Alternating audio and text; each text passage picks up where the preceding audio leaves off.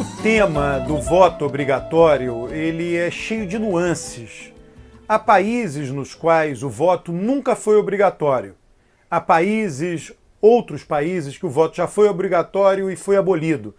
Há países onde o voto é obrigatório e ninguém tenta fazer valer a lei, as autoridades locais não tentam fazer valer a lei. Já outros, sim, o voto é obrigatório e se tenta obrigar realmente o eleitor a ir à urna.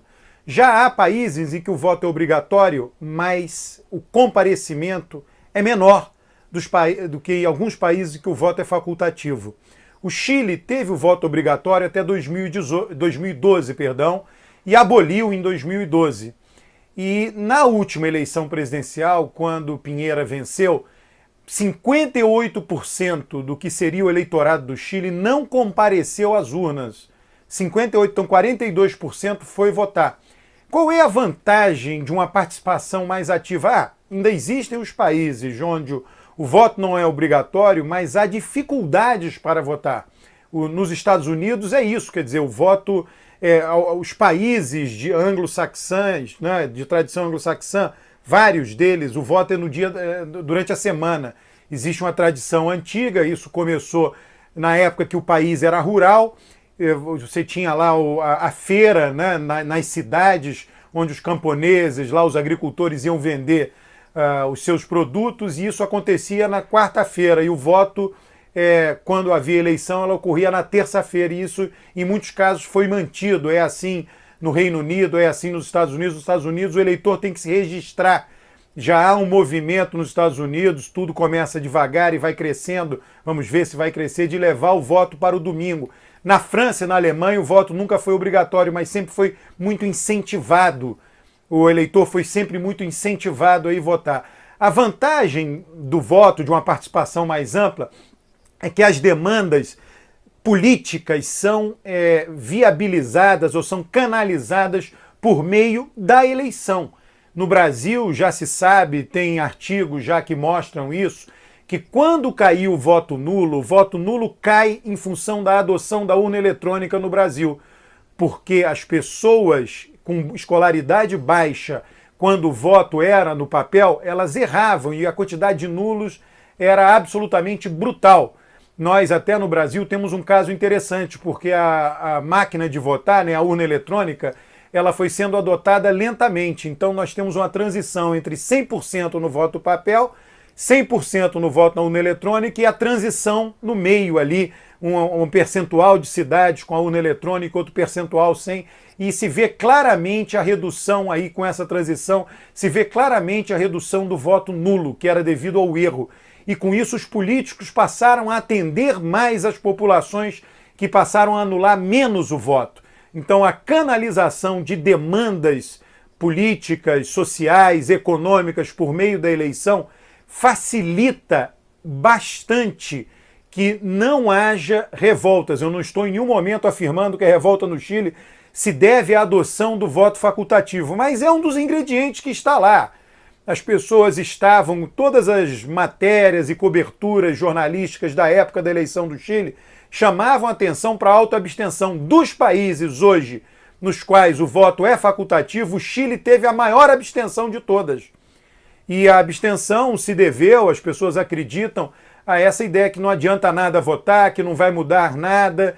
E é claro que isso é um dos ingredientes das revoltas do Chile. No meu entender, não é o principal, mas está lá. A maior participação por meio pacífico, que é a eleição, ela propicia que sejam evitados em momentos de crise, em momentos de demanda, que sejam evitados, não totalmente, mas é claro que acaba tendo um efeito, acaba sendo uma vacina, né? Revoltas violentas, a participação política no Chile agora, recentemente, essa semana, o que é uma participação política, a revolta que está acontecendo lá, não tem a menor dúvida disso, só que é uma participação política violenta, que talvez, não tendo o ingrediente do voto facultativo, pudesse ter sido evitada, ou pelo menos mitigado o que está acontecendo. Então fica esse ponto para reflexão. A incorporação... Olha, e outra coisa, também o voto facultativo não é coisa de país de primeiro mundo. Na Bélgica, o voto é obrigatório. Na Austrália, o voto é obrigatório. Em Luxemburgo, o voto é obrigatório. Então isso depende lá do entendimento da elite de cada país. Na América do Sul, a grande maioria dos países, Chile aboliu, Venezuela aboliu, mas a grande maioria dos países o voto é obrigatório. No México, ele também não é completamente facultativo. Nos Estados Unidos sempre foi, no Canadá sempre foi, inclusive com eleição. No caso americano, é evidente, isso todos nós sabemos, eleição durante a semana, em dia de semana. E com vários estados não facilitando o eleitor a ir votar. Como seria a facilitação? É ele ter lá um horário para poder ir votar no dia de semana e não ser punido no horário de trabalho. Tem estados que não facilitam e tem estados que facilitam nos Estados Unidos. Então, mas o caso norte-americano tem um ponto interessante, viu?